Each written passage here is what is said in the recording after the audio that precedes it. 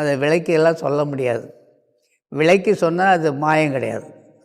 மாயம்னு சொன்னால் பெரிய மாயம். நான் பேசிட்டு நான் யார்?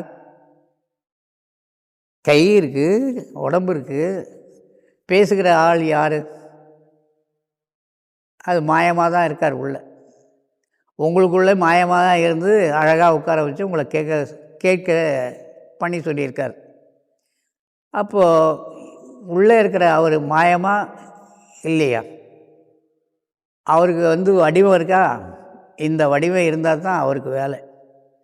ஆனால் வடிவம் இல்லாத அவர் இருந்தால் தான் இந்த வடிவுக்கு வேலை. இந்த வடிவுக்கு அரசனும் வடிவுக்கு அரசியும் உள்ளே இருக்காங்க. வடிவுக்கு அரசர் வடிவுக்கு அரசியும் உள்ளே இருக்காங்க. ஆனால் அவங்கள நமக்கு தெரியாது. அவர் எப்படிப்பட்டவங்க விளக்க முடியாது. காற்றுருவோ கனலுருவோ என்பர், வேற்றுருவோ என்பர். என்ன உருவத்தில் நம்ம இருக்கிறோன்னு நமக்கு என்ன தெரியும்? இந்த உருவம் நல்லா தான் பேசிகிட்டு இருந்தார். ராத்திரி சாப்பிட்டுட்டு படுத்தார். கொஞ்சம் தண்ணி வேணும்னு கேட்டார். கொண்டு போய் கொடுத்தோம். வாங்கி ஒரு விழுங்கு குடித்தார். தலை சாஞ்சது. குய்யோ முறையோடணும் போயிட்டார் அப்படின்னு மருத்துவர் சொல்லிட்டார். அப்போ போனது யார்? மாயந்தானே. அந்த மாயந்தானே இந்த உடம்பு எடுத்திருக்கு. அந்த மாயத்தை கண்டுபிடிக்கிறது தான் இந்த சித்தர்களுடைய செயல்.